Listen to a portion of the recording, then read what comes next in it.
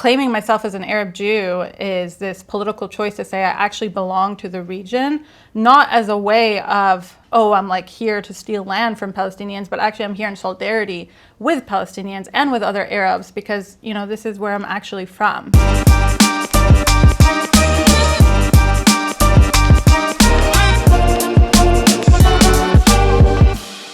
Welcome to Friday Night Semites, where we kick the weekend off right with the fun topic that always gets the party started, Israel-Palestine. Let's go. Let's go. All right, Sammy, tonight we're talking about identity. Oh, great, great. Fun, easy, simple, non-controversial topic. So basically the question is, who are you? What are you? What are you really? Where are you from? How do you identify? Blah, Nobody blah, blah. asked me that stuff. Okay, Yeah. well, I'm asking you tonight on our couch. Well, I Fun tell shit. people I'm a mathematician. Is that what you put, like, on the official census? Yeah. I'm not huge into identity politics, Yeah. but I love being Palestinian. Okay. Because it's the one identity you bring up, and it's instantly controversial. Yeah. You know what I mean? It's Yeah. like, dude, I'm naturally edgy. Yeah. Like a polygon. Okay, all right. Except I'm a polygon. So we bring in all the math jokes to start it off. How many sides to a polygon? Yeah. I think it's 2, river and the sea. Come on, everybody, let's go. Come on, man. All right, we got a Palestinian polygon and a great guest tonight who is gonna offer a very different perspective on identity. I think she's here right now. Come on in. Welcome to the garage. Hey. Hi, Welcome guys. to the garage. How's it Hey, going? Welcome to the show. Thanks for having me. Thanks for coming through. Our guest tonight, Sammy, me and you know her a little bit, but for everybody else, we have Hadar Cohen. Hello. She is a Arab Jewish scholar and a mystic, which I don't know what that means, but I'm excited to find out. And an artist, and she comes from, born and raised in Jerusalem, am I correct? Yes, So we're you gonna are. get into that. Wow. And what I read is that your family, speaking of identity, spans 10 generations from different parts of the Middle East: Syria, Iraq, Iran, Kurdistan. So we got the whole I Semitic got some region. diversity in my Semitic lineage. Yeah, what do you fill out on your census form? Other. I'm always an other. Wow. But I usually say other and then I put Arab because I want the U.S. to recognize Arab identity. Yeah, because it's not officially on every No. bubble. It's on some though, isn't it? Like some will have Middle Eastern. Some have advanced, Yeah. but overall, I mean, we're kind of a non-identity, you know. It's crazy. Well, because I mean, growing up, it was white. It would say white Middle Eastern. Yeah. Do you know? Would you check white? Well, you would have to because Yeah. it would just. There's no other? You didn't check other? I would put other when I Yeah. was like a teenager. Yeah. But yeah, if it said like white including Middle Eastern, I would be like, I'm not gonna lie to them. I know. Well, that's also where, right, because a lot of those forms end up allocating how resources are divided and split, Right. and then because they don't have Middle Eastern or Arab representation, they don't really count that community. Right. And they, lumping it under I white went on a is- date once and she was like, I only date white guys. I'm like, we're good. Do you know the story behind that? How Middle Eastern people became white? No, tell It's us. It's a crazy story. And this local kid, young teenager, or I don't know, guy in his 20s, starts acting up, causing a public disruption, and he apprehends him. He arrests this young guy. And this young guy happens to be the son of a big lawyer in Los Angeles. And so he's like, do you know who my father is? And the guy's like, no. And he's like, well, you have no right to arrest me because you're not even white, because the guy was Arab, right? Mm-hmm. And so they take it to an actual court, and they're like, this guy has no jurisdiction because he's not an American citizen. He's just a Middle Eastern guy. And that's when this whole discussion started on what are Arabs. Oh, wow. And they met with like this big like law firm, and it was like this whole discussion. They took it all the way to the Supreme Court, and somebody made this case that, listen, if Arabs are not white, then Jesus was not white. Right? And they're like, oh, that's our savior. That was literally the legal principle? They made this case in court. This is a Christian's they said, country. So. Because back in the day, they would classify people from the Middle East. They would say, you're either Middle Eastern / Mongolian. Oh. Nice. That was I the never extent of Two identified knowledge. sides of Asia. Yeah, Two sides of Asia. You're either That was white never or you're part of my Genghis Khan. identity. It's like there's no in Yeah. between. And so they made that No case, Kurdistan. and they said if you don't recognize Arabs as white, then your savior was not white. And they're like, we can't change all the pictures now. That's unacceptable. Yeah. That's Yeah. too much work. It's a lot of paint. Yeah. You know? So they decided, fine, Middle Easterners are white. Luckily for Jews, our identity isn't complicated and it's always been very simple, and as you know, but that was what I wanted to ask you, which is Arab Jewish. Yeah, are you freaking out just hearing it? Yeah, well, so like, here's why, like Arab Jewish, Yeah. Arab Jewish, And I'm a mix. like, what do you mean? You're trying to play both sides here? Like, what's going on? Totally.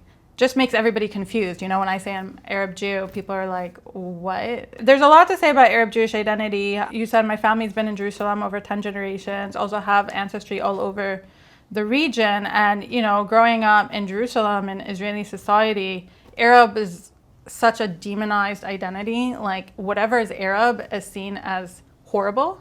And that is kind of the environment that I grew up in, the society. And you know, for Arab Jews that grow up there, it's this very intense experience because you're taught that Arab is wrong and, you know, like horrible and all these things. But then you go back home and you're like, we listen to Arabic music. We like eat Arab food. And, Right. you know, isn't that us? Over the years, there's been many scholars who started claiming and talking about Arab Jewish identity. I mean, Ella Shochat being one of the lead scholars around this. But when I started getting educated about that, it just felt really organic. And then I was like, yeah, I do want to claim this identity. I am an Arab Jew. And I'm very proud of that. I'm very proud of my Arab roots and I'm very proud of my Jewish roots. And yeah, it feels like even just claiming that identity in itself is like so political and a political choice, which I'm happy to make. Well, What is that choice? Well, it's that choice to not let Arab be so demonized, and to resist a lot of the erasure and the demonization and the way that the Israeli state, I mean, of course, you know, continues its occupation and apartheid policies against Palestinians, but also just completely wipes out Arab Jews and our identities and our traditions. And claiming myself as an Arab Jew is this political choice to say I actually belong to the region, not as a way of, I'm like here to steal land from Palestinians, but actually I'm here in solidarity with Palestinians and with other Arabs because, you know, this is where I'm actually from. Right. Do you feel like that identity made you more of a chameleon growing up in Jerusalem or more of an outsider? The truth is that I feel really blessed, and I know this is a very unusual experience, but I feel like I was very much always in community with other anti-Zionist Arab Jews, and I never felt like too much of an outsider because, you know, so much of my learning happened in community.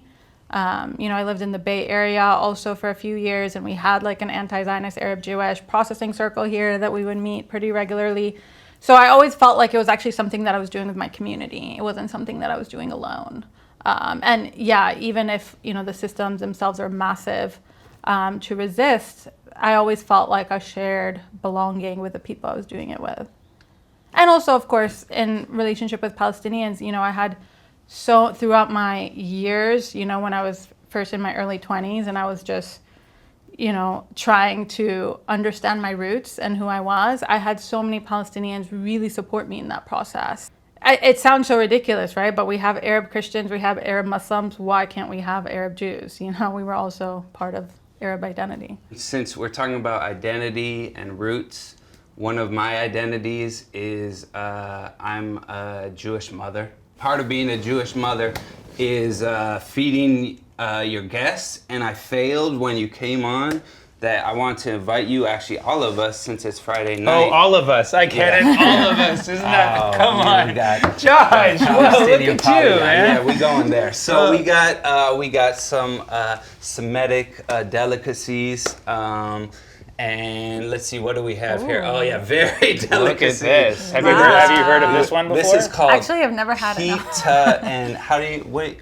Hamas. Hummus. Oh, sorry. Hummus. Oh yes, hummus. Yes, hummus. Someone. and we've got some olives and some nice. You don't even know what that is. No. These are from my good friend Reem's Bakery. Oh, we love them. Palestinian cookies. I'm gonna start with a cookie because that's how I'm feeling today. Yeah, thank you so much. Can I pass you something? I'll start with a cookie as well. Follow Yeah. the tradition. Yeah. So I want to ask, because Arab Jewish, Sephardic, Mizrachi, I'll be honest, I'm Jewish. I didn't know a lot of those terms myself growing up. I come from kind of the more stereotypical or typical American Jewish, Eastern European, Russian immigrants, Challah, Manischewitz, Larry David, gefilte fish, which is not a real fish. You know that? Really? Yeah, it's just like a bunch of gefilte fish is just a bunch of like bottom feeders, like white fish that they mash together. It's like poor people's food. It's poor Eastern European people's food, and that's become the tradition because it's what we had. But then I know that there's this whole other side, Mizrachi, etc. What's the difference, Mizrachi, Ashkenazi? Break it down.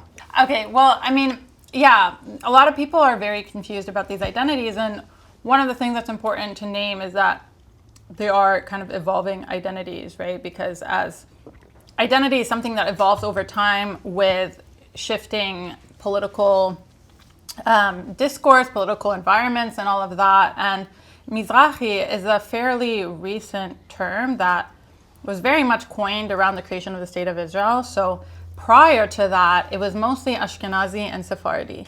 And the difference between them was actually more religious.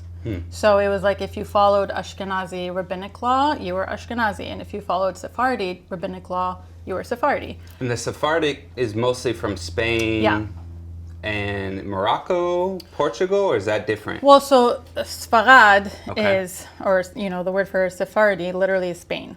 Okay.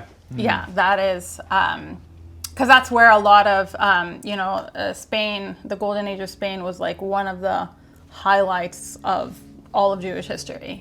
There was so much beauty, including the Kabbalah and the Zohar, and so much mysticism. This is before they kicked us out. Before they kicked 1492. us out, Before they kicked out the Jews and the Muslims. Yeah. And Spain was in the golden age, and then they kicked out the Semites. And In 1492? Yeah, you didn't know that? Well, what You didn't know happened that? Year? No, that's 1492. It was it was actually very interesting colonial because year.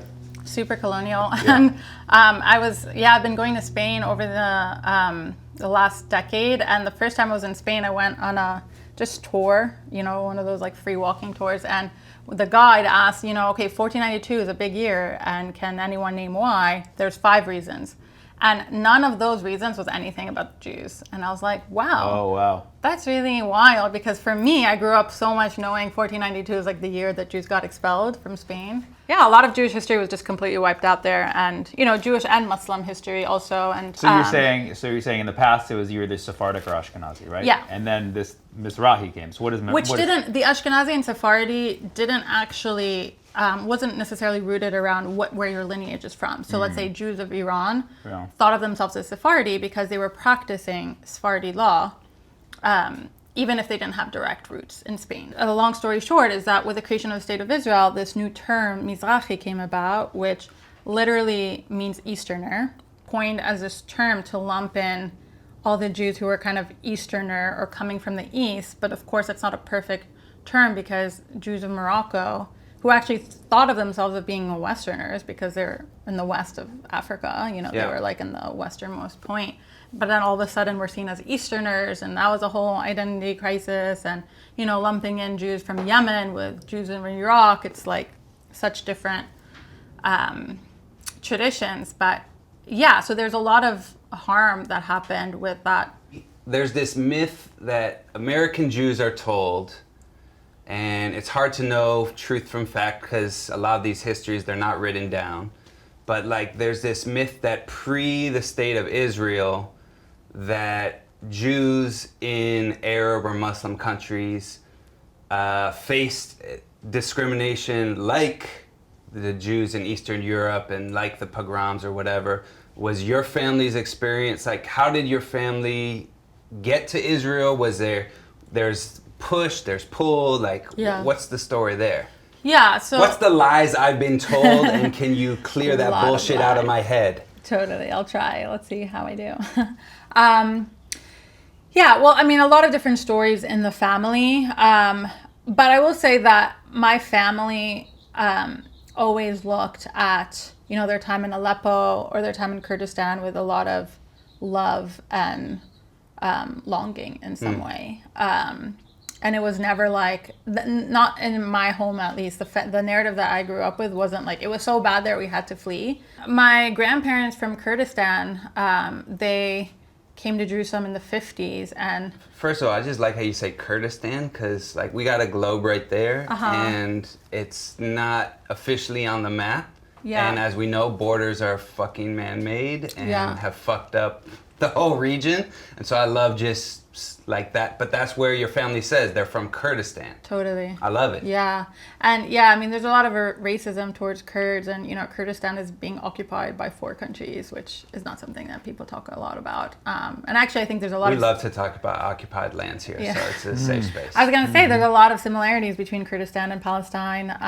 But yeah, my grandpa, when he talks about his time in Kurdistan, because, part of what happened is that the Zionist Mossad agents went all around the Middle East and tried to convince the Jews to kind of leave and come to this. So they recruited them. They recruited them. This wasn't- was in when was this? Like late 40s, probably early 50s. Because the thing that we're always told is Palestinians, whenever Yeah. we talk about the creation of Israel, they're like, what about all of the Jews who were forced to leave and expelled from all the Muslim countries? And like, I've heard varying stories on this. Yeah. You're saying, on one hand, some were expelled, on the other hand, some were actually convinced by Mossad to leave. Yeah, so, a lot of scholars talk about it as, again, whenever there's like a rise in nationalism or fascism, it's always like the in-between identity people who just kind of get used or lost in the midst. So I think a lot of Arab Jewish story is about really being caught in between like the rise of Zionism, which, didn't really see, I mean, the early Zionist founders wrote such degrading things about Jews in the Middle East. They said like our Judaism wasn't real, that we're, of course, the barbaric, uneducated, like all those classic tropes. Yeah, There's the Ashka normativity, the racism within Yeah. the Jewish world. totally. Yeah. Very, very deep. Right, because the whole vision of Israel was to be a Europe in the Middle East. So you can't be Middle Eastern if you're trying to Yeah. be European. Yeah. So there was a lot of that. But of course, there was also the rise of Arab nationalism. One of the things that Ella Shochat writes about really beautifully, that, with the rise of Zionism, there was this kind of Puritan identities, which, like, to be Zionist meant to be Jewish, and that there was so much linking of like Zionism and Judaism. And at the same time, there was a lot of linking between Arab and Muslim. Like, if you're Arab, you're Muslim. Right. And there was a lot of, Automatically. erasure of other communities who are not Muslim. And I think for me, part of the activism is to really deconstruct, like, both, okay, you can be anti-Zionist Jewish, but you can also be non-Muslim Arab, and like actually reclaiming the diversity of our region, because our region was really home to so many communities and Had so all the big religions. all the big religions. So let me ask this, because in my obviously limited understanding, I know that the Mizrachis, once they got to Israel, then over the next few decades, even though they started, like you identifying your family as Arab Jews, over the last like 30, 40 years for sure, have become within Israel some of the most right-wing and anti-Arab and like pro-war. Anti-Arab and also Islamophobic. So is that like just internalized? Is that like the Zionism creeps inside and they want to be the most hardcore, like prove their Jewishness? Was that there from the beginning, or did that go over since 1948? Yeah. I guess I'll start by saying that, so much of Zionism, the way that Zionism was constructed and a lot of colonial thought was around, how do we re-indigenize ourselves? Which is why they saw Palestinians as a threat, because Palestinians were actually the indigenous people. So it's like, if Zionists were to re-indigenize, they have to wipe out the local indigenous community. But, the Arab Jews kind of add this weird mix into it because Arab Jews already belong to the region. There was just like an innate belonging in terms of like practice and culture and all of that. And in some ways that was a threat, right? Because the Ashkenazi Jewish Zionists wanted to be the ones who are like, we have the sole claims to this land. And, this like, it kind of threw, a wedge in that whole plan. So part of what needed to happen for that plan to succeed, kind of wipe away the Arabness of Jews of the Middle East, which is part of what happened. Self-hatred that started developing for a lot of Arab Jews around, because for a lot of them, they couldn't go back, right? They couldn't go back to Baghdad. And fun fact, Baghdad before 1948 was 40% Jewish, which was like Wow. very big Jewish city. So it's also kind of ironic, like how are you going to talk about Baghdad's history without talking about the Jews there, right? It's such a central part. So there needed to be this process of kind of de-Arabizing, or sometimes I call it like Israelification, right? Sort of similar to what happens in the US, where there's assimilation to American culture. Regardless of where you come from, people sort of lose a lot of their traditions here. But then I think for a lot of Arab Jews, what that led to was like a lot of desire for belonging, a lot of desire to like prove themselves. It just developed a lot of what I see as like self-hatred. And I think what you see now is like Palestinians are just such a mirror to them about like who they kind of used to be and who they needed to reject in order to belong. So they, as you said, they kind of doubled down. They're like, no, we're not going back there. We're not going to be that. We are now going to become, Westerners just like everyone else, and kind of that desire. Yeah, and I think that there's also something else which I feel just from like studying trauma and understanding human beings is that so often our story is not part of any narrative, and there's a huge invisibilization of who we are, both in Jewish communities and in Arab communities, like, and in the Western world. So I think that there's a high cost of not being seen in the political narrative and the story. And I think that's something that I think a lot about is how much attention Israel-Palestine gets in the media. And, there's so many people who spend their lives talking about it. And yet Mizrachim are like the majority of the population, and most people still don't know that we exist. Can I ask you something? So, when you have a lot of these pro-Palestinian protests or slogans and stuff, and often you'll have, people be like, go back to Europe, talking about the settlers, right? Do you ever take offense to that? I don't know. For me, I'm like, my belonging is embedded in the region. I mean, especially Jerusalem. Jerusalem, I feel so loyal to that city. And I think that the vision for that city has to be something that's multi-religious, right? Like there's no just plan for that city that's just one religion. I don't know, that's for me is like the future that I'm fighting for. But I think that over time I've just take what people say less seriously, especially when it's just kind of like, okay, go back to your, because it's just like, okay, well, what are you saying? You're saying that you want justice for Palestinians. Okay, I'm on board with that. How does that look? Let's talk about that. I mean, what it gets to the question is, because you're talking about indigenous and like who's indigenous, and that's obviously a big one. And then it's, are all the Jewish Israelis colonizers? Are they refugees? Are they both? Are they neither? And I think it depends. I don't think it's just one or the other. Mm-hmm.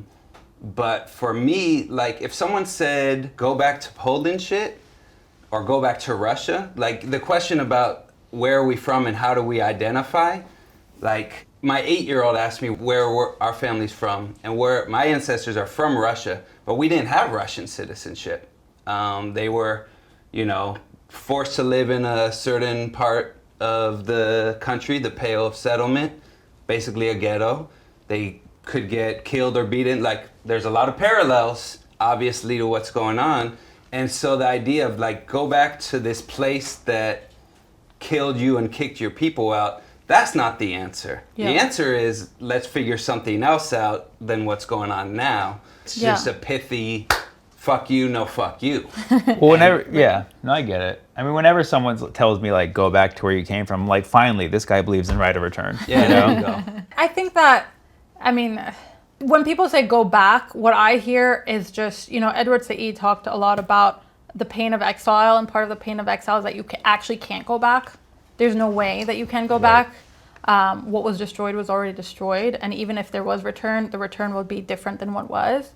And I think when I hear go back to Europe or go back anywhere, I hear that pain of like, you actually can't undo what's been done, and a bit of confusion about, well, how do we move forward? Because that's probably not going to happen, right? Moving back how do we move forward? Because, like when we're looking at this particular question, it's like there are people who have dual citizenship and come from elsewhere to live there, but there are also people who like, it would be impossible for them to go. I mean, they came there, a while back. And then a lot of Palestinians might say, like, well, that's not our responsibility. Like, our home is down the street and we can't even go there. So, like, what are we supposed to do? So, like, what's the solution? Like, what, like... Yeah. For me, where I've come from, because, I spent a lot of time between the U.S. and then back in Jerusalem, and the situation there is so hardcore in terms of settler violence, militarization, all of it. And I am in a place where I believe that change will come from international pressure and international accountability. And I think without that, there's no possible way that people are gonna, change stuff from the inside. So I think all these protests are so important. So I think, the international accountability, especially in the U.S., right? Because a lot of this is funded by the U.S. and U.S. imperialistic interests. And I think as Americans, this is like our responsibility to really divest from the military system. But so, I think that there's kind of that larger question. But then in terms of like, okay, belonging and Jews and Palestinians and this and that, like the way that I approach it is I think that we need to be vision forward, right? In terms of being like, okay, what is the ultimate vision? Which for me is a multi-religious, democratic state from the river to the sea. Where Yeah, easy. Whoa. We're going to lose our sponsorship. Oh, sorry. Yeah, this is network. From the river, guys. From the river to, what is it? The sea, yeah. I just want to make sure I heard correct. She said it. Okay, I wasn't sure. Like, she's talking about... now the party started. Hey, kick back. From river to the sea, the chair kicks back. Confetti falls. That's how you know. Now we're getting going. No, but and like my dream for Palestine and for the Holy Land and for whatever becomes of that region is that it is open and it is a culture of hospitality, which is our roots, So like actually people from all over the world can come there. Yeah. It doesn't matter if you're American or European. If you want to come, like, of course, right? This is, Just don't take other people's land. Right, of course. Be a good guest. Be a good guest. Be a guest. And I don't know actually where in Palestine you're from, but my grandma, the Palestinian lineage, she, till the day she died, she never locked the door of her house. Wow. And that was something that was so common in Palestinian culture, is that people just don't lock their doors, because what if someone wants to come over? In retrospect, should we have? Well, now there's the key. Now Right. it's just because it seems like some people came in, did lock the door, and now you need the key to get back in. Yeah. My grandma, she's from Jaffa. Okay. And they told me that it was just like a very relaxed, culturally, like, guests would just come in and out of their house, like no big deal. And that to me is like the beauty of that land. Yeah. So it doesn't really make sense to replace, supremacy with more supremacy or this or that. Like I feel like we need to actually reroute and what the actual region was about. And I think for me, this is where it's like not just about Palestine. It's also about Syria, and it's also about Lebanon, and it's also about Egypt, and it's also about Iraq. It's about the whole, like... Don't forget Kurdistan. Also Kurdistan. Thank you. Thank you for having my back. Thank you for having my ancestors back. I got you. Also, did you know that 40% of Baghdad was Jewish back in the day? Nice. Look at you getting educated. I got it. Wow. You're taking it. Did you guys know? Did that surprise you to hear that? No, that was actually very surprising. I had no idea. Yeah. Yeah. If you had said four people, 4 Jews, like Moshe and his, buddies, I would have believed that. I mean, his name probably wouldn't be Moshe because that's Ashkenazi. How do you say it? What would Moshe be? Moshe. Yeah. Okay. Actually, one of the things that's really interesting linguistically, because the Hebrew of Arab Jews sounded a lot more like Arabic in terms of the pronunciations. So anyways, there's like the way that you speak Hebrew in Ashkenazi spaces versus the way that you speak Hebrew in Mizrachi spaces is quite different in terms of where you put the emphasis on the vowels. So you don't have Yiddish, you don't just have the Borscht Belt, you don't have... No, but you want to know something fucked up? Always. Like I mean, we're talking about Israel-Palestine, yes. We're having a show, yes. I always want to know something fucked up. And there's a lot. The list is long. We're going to need another billboard. Let's do Borscht Belt, and then what was the most fucked up from that? No, I just with my mom one time, and we were walking somewhere, and she just like said stuff in Yiddish, and I was like, wait, Mom, how do you know Yiddish? You come from Kurdistan. And she was like, oh, when I was 5, they taught me Yiddish in kindergarten. And I was like, what does that have to do with your lineage, And then I started researching and realizing that Yiddish was actually really imposed on a lot of Mizrachi Jews, which is so ridiculous. I mean, and then you can talk also about the erasure of like losing Judeo-Arabic, losing the Aramaic language of Kurdistan, like losing all these languages. See, you guys got Yiddish. The American Jews, we lost Yiddish. I know. We got it for you. And Yiddish is not a Semitic language, is it? Well, it is because it's Hebrew mixed with German mixed with like some Slav. It's the Eastern European. it's like Semitic Aryan hybrid. Yeah. Interesting. Do you speak Yiddish?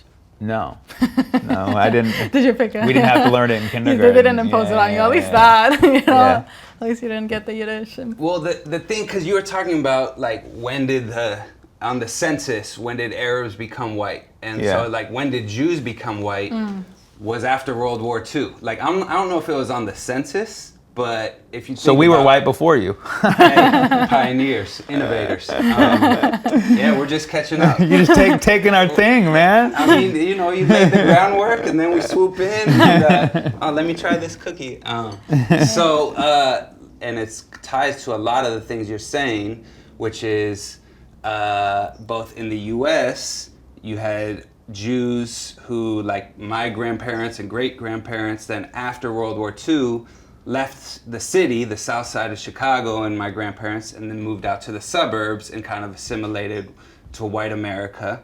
But then at the same time, you have Israel. And Israel is in the Mideast, but it participates in like Eurovision, the whole this pop thing, and everyone's always confused why Israel's part of it. Yeah, everybody was all upset. They're like, why is Israel participating in Eurovision? Because Israel was a Eurovision. There it is.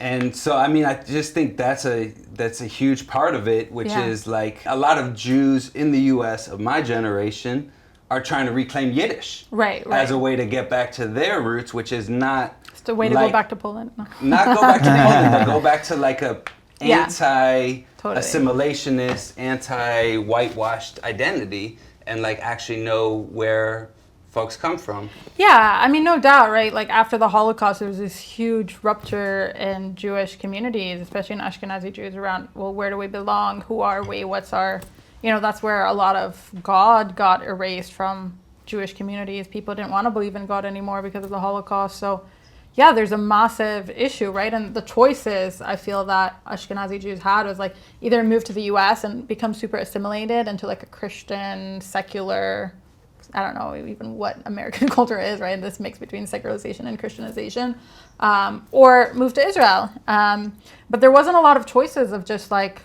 okay, here is like how to re-root in your lineage and heal trauma and belong, So, for me, it's like I go back and forth on this because, Holocaust education was just so shoved down all of our throats, and to the point where you just get exhausted from just like hearing about it all the time. But at the same time, you're like, this was a massive, genocide on the Jewish people. So like, how do you both hold, right, the pain and suffering of Ashkenazi Jews, that, everything they had to endure, but also this moment where it's like, okay, well, that suffering is not an excuse to perpetuate it onto Palestinians, and how do we end the genocide in Gaza right now? And so these are just like some questions that I'm constantly wrestling with. Me and Sammy have been talking about this, like, you know, there's so many, not just the violence, but also the relationships and the friendships and the movement, collaborations and whatever, everything has been, it's hard to hold. Now, I hold things within my Jewish community, my lefty community, my lefty Jewish community, but you're playing in Arab and Jewish worlds. So like, are you the bridge? Do you feel like people are looking, is that why we invited her on the show? You know, like, what do you feel that maybe is different than what we would think of as how most people are experiencing it? For me, you know, I was in Jerusalem on October 7th, and it was a very intense day where you're just like, you know, waking up at like 6 a.m. and you're just like, what's happening? And you're just like moment by moment. And for me, one of the things that has also been hard is also bridging the conversation from the inside versus from the diaspora, which also feels like two different worlds sometimes. Because, you know, I was just there kind of experiencing it, and then seeing how the media was talking about it only came like 2-3 weeks later after I left. So then I had to catch up with like, wait, what is the media saying? You woke up to the news at like 6 a.m.? No, I woke up to the sirens. Oh, because they started at like 5 or 6. At 5 or 6. Yeah. There was a lot of confusion that day. Yeah. And it was also very confusing because, you know, the first thing that you see in all the Telegram chats, it's like, oh, they broke out of Gaza. And you're like, okay, woohoo. And then you're like, wait, what's happening? And like, just the moment by moment. And then you're trying to like connect with like, wait, who's there? Who's hurt? Who's what? Yeah. So just a lot of chaos, a lot of confusions. The sirens, you know, people are always like, oh, the Hamas rockets, they don't do anything. And it's like, yeah, of course, they're nothing compared to what Israel's bombing in Gaza. But at the same time, they do just paralyze your system to just hear the land shaking and the noise. And, you know, it took me a while to also just resettle my nervous system after that, after I got out. So anyways, I was kind of like not really reading the news, mostly because I was just getting it from, you know, people who were impacted. But I think it was also the day, part of the thing that was really sad, you know, because like obviously no one could have really predicted how that all went down. But, you know, pre-October 7th, just being in that land, like it is a pressure cooker. You're like, something horrible is going to happen any minute. Right. And you just, you know, it's not going to be good. Yeah. And, you know, I think that kind of just chaotic structure that is just seen as normal for Israeli society is absolutely insane. So it's also kind of, I think that day, like waking up, you're just like, damn, what the hell's going to happen in Gaza next? So there's already kind of that preemptive grief that's happening, because you know that when something like that happens, Palestinians are just going to be bombed like endlessly. And, you know, it is wild to be here, and somehow the international community cannot hold this country accountable. Like, this country has no red line. And I think from being on the inside, sometimes it's just so frustrating to just go to the West Bank, to see these checkpoints, to see the settler violence. And, you know, a lot of the settlers are literally teenagers. They're teenage kids that are holding weapons and that can just do whatever they want to Palestinians and do the most horrific, vicious things. And no one can take away their weapons. Like, it just sometimes feel like it's a child having a massive tantrum and the whole world is just like, okay, do whatever you want.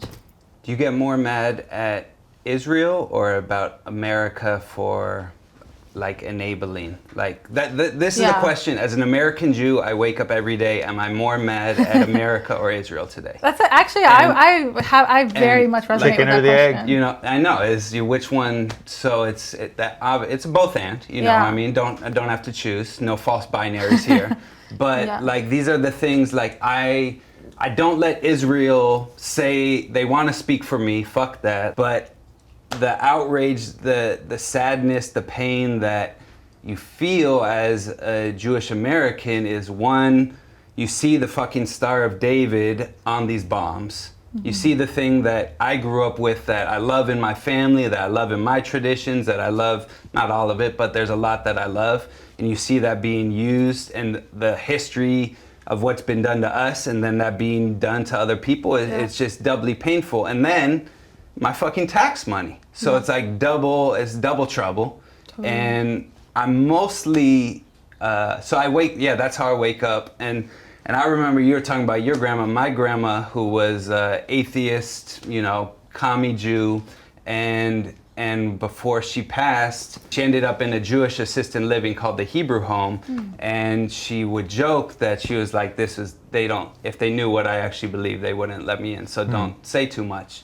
And I remember she would still read the newspaper every day at 91, 92. This was 10, 20 years ago, and she'd wake up every day, she'd read the newspaper, and she'd be like, fucking Israel, fucking America, let's see what's in the sports page. And it's just like, that's what you wake up with, that's what you feel, and it's brutal. I mean, it's not what Palestinians feel, it's not but it's a different type of sadness and pain, and so yeah, who are you more mad at, America or Israel? It's a fun game to play as we close up tonight. I love that question. It's something that I really feel. I'm curious where your take on it too. I love both. I don't know why. American flag, Israeli flag, live together. I guess you didn't look at my bio. I mean, I feel a lot of sadness, both at like what has become of Jewish people and the ways that I think that anti-Zionist Jewish organizing is rising, and that's amazing. And I love my anti-Zionist Jewish community. But it is also just horrifying to see all of this happening in the name of Judaism. There's such deep pain in it, especially because for me, I grew up, my grandfather, he was a Syrian prayer leader, and he was very devotional to God, and his Judaism was very much about love of humanity. And that's, I feel like, the tradition that I inherited is to be Jewish is to love humanity, is to love all people. And to just see that be so distorted, and these teachings of oh, never again, but just for Jewish people, it just doesn't make sense. None of the talking points make any sense as to why, over 40,000 people in Gaza need to be murdered. So yeah, I think there's something really intense there. But then there's this added thing where it's just, so much of this is happening in the name of Judaism, in the name of Jews. But it's for the life of us, I've been in anti-Zionist Jewish organizing space for over a decade. And it also sometimes feels like we're powerless because, we're speaking out as much as we can.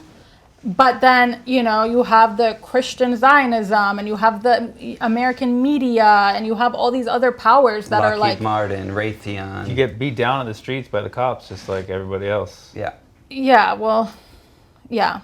And I think that it's just maddening, because you're just well, I'm speaking out, but then my Jewish identity is, no matter what I say, the media is going to be well, this isn't the safety of Jews. And you're well, how do we break that narrative? There's so much work to be done. And I think I've been really thinking about how there's kind of the material apartheid on the land that's segregating and controlling the lives of Palestinians, but then there's also the relational apartheid of literally segregating between Jews and Palestinians, and our stories and our narratives. And yeah, what does it look like to kind of dismantle that as well? And one question I actually want to ask you guys, because you oh shit but hot seat too. Because I've just been reflecting on, in the US there aren't as many Jewish Palestinian initiatives that are built together. There's Jewish Organizing for Palestine, there's Palestinian organizations, but there's not a lot of Jews and Palestinians just doing things together. And I'm curious what it's like to do this together, and also how you came to that, and what you feel some of the challenges around why that doesn't happen more in the U.S. Starting on time is part of the problem. Who comes late? Yeah. He comes late, I come later. Yeah. Really? You come on time?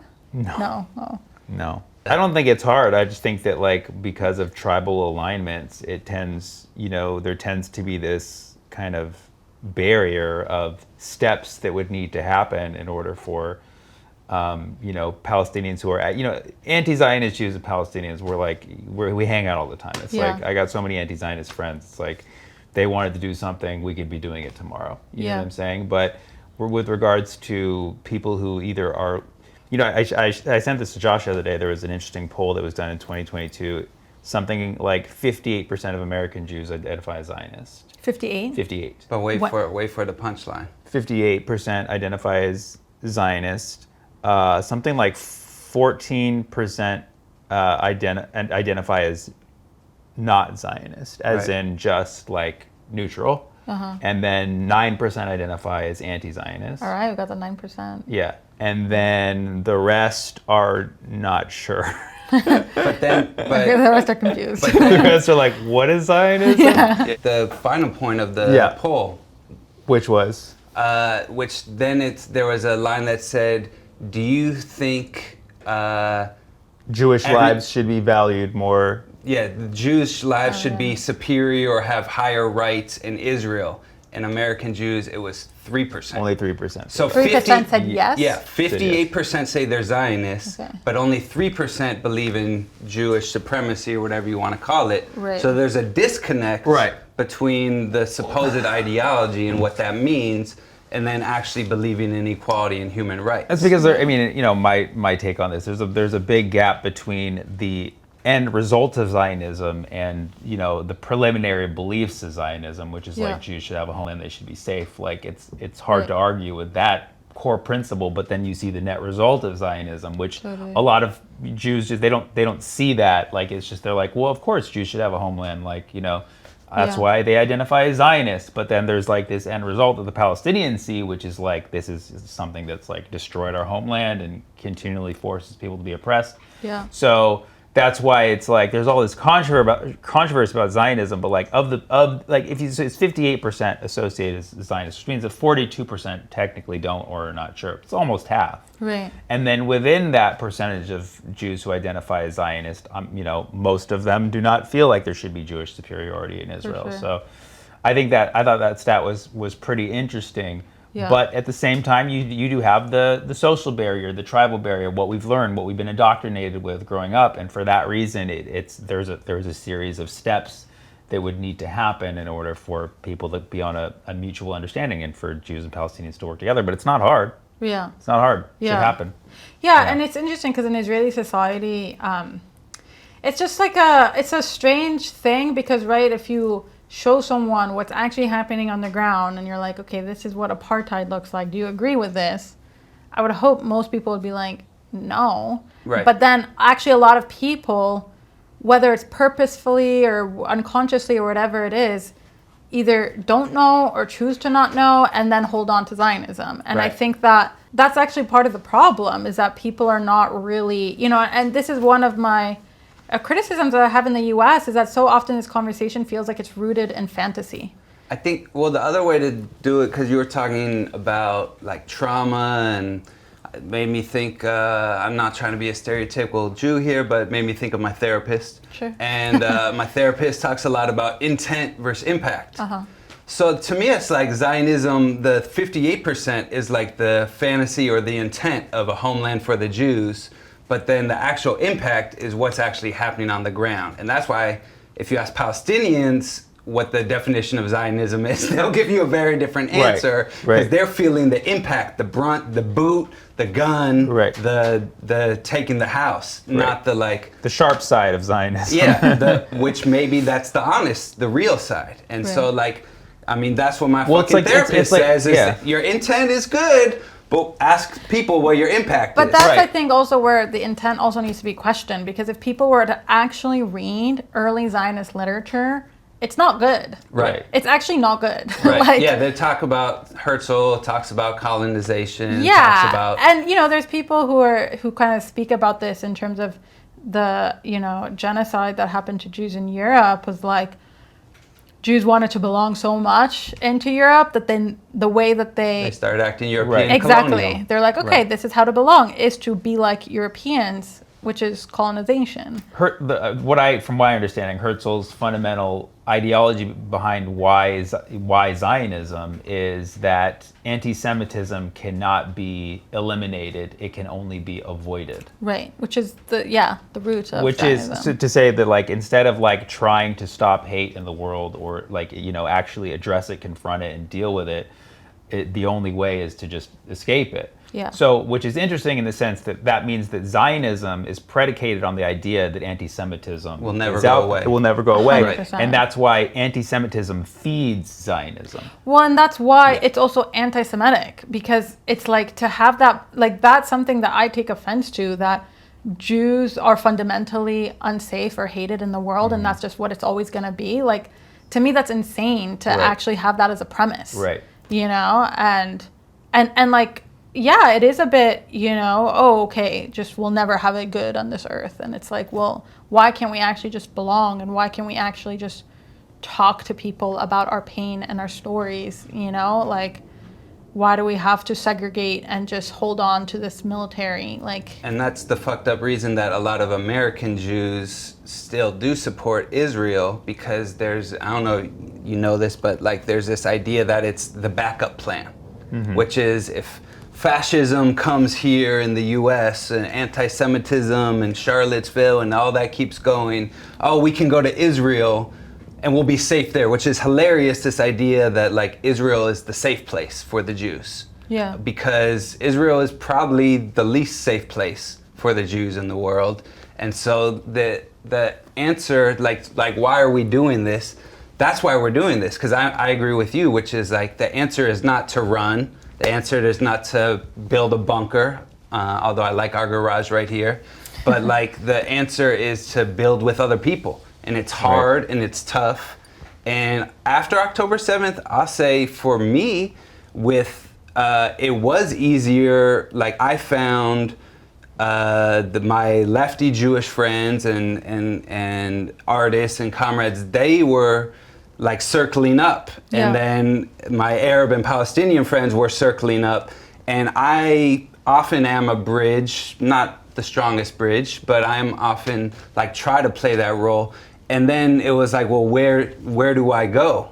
And so I think it's hard because even when you agree, there's still nuance. There's still complicated stuff. And people, I don't know if you know this about Israel-Palestine, people get a little heated sometimes, a little pissed, a little salty. And so, you know, we're all looking for that, quote, supposed safe space. Right. And what I've come to realize, and kind of why I wanted to do the show with Sammy, is like the way we get safe is by being vulnerable, by being honest and not trying to fake safety with our armor and just being homogenous, but you have to let down your guard a little. You gotta like put up with. That's what I told him when he brought a gun to set. I was like, this is not the way, man. Thank you. I'm glad that is being recorded and that is official. But like, I want to be able to tell the stories, learn, and there's so much that even those of us who want justice, want peace, want freedom,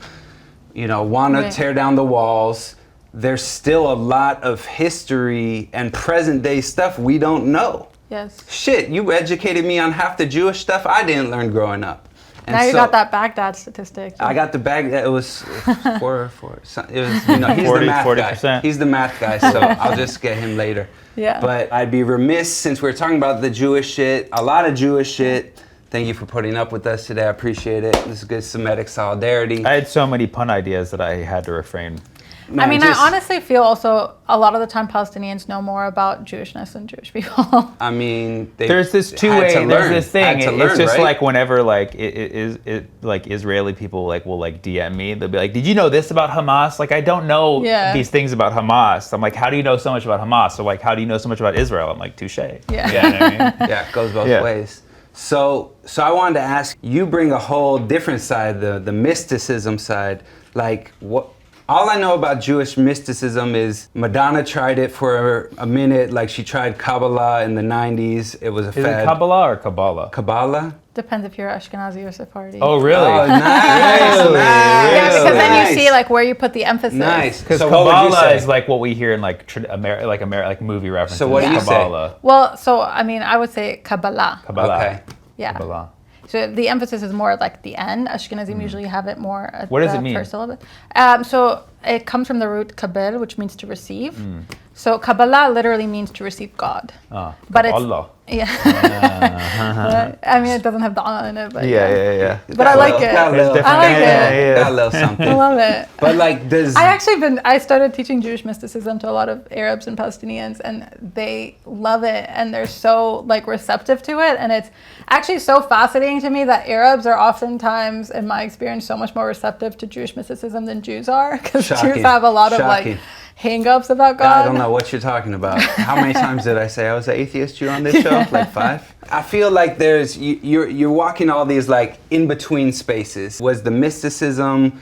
Did you get that before the politics? The politics before, like, is it all tied together? God was always central in my life. Okay, like, since I was shout born. out. Like literally when I was 5, I would come home from school and I would just line up all my teddy bears and I would make them pray. Wow. Okay, all right. Wow. And if they didn't pray properly, I would be like, you need to get shape up, you know? Okay, all right, okay. So I was very rooted. I mean, my grandfather was also a prayer leader, so I also grew up in like the synagogue space and a lot of that. But, you know, one thing I want to say, and also kind of reference what you were saying earlier, you know, I think that Zionism is such a fear-mongering system. Like, it's literally predicated on Jews living in fear, rooted in fear, just constantly being, you know, like obsessed with fear. We're so scared. People are going to kill us, right? Kind of this fear, which, you know, in some cases in Jewish history, of course, that's true. But if you're in just constant fear all the time, it's like, what's the purpose of life then? What's happening there? And I think for me, like, again, I feel really blessed because I grew up, my grandparents were so loving and so devoted to Judaism. In a way that felt very just accepting. And I think that to me, spirituality, you know, justice is a lot about fighting, like, well, what doesn't work? Yeah. Okay, like this doesn't work. This militarization system, this like imperialism, colonization, all of it doesn't work.